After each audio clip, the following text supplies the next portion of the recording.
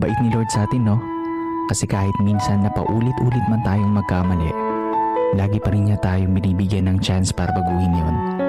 Kaya sana, huwag nating sayangin yung bawat pagkakataon na ibinibigay ni Lord. Let us be grateful. Let us learn to be a better person every day. Maikli lang ang buhay. Lagi mong piliin maging mabuting tao.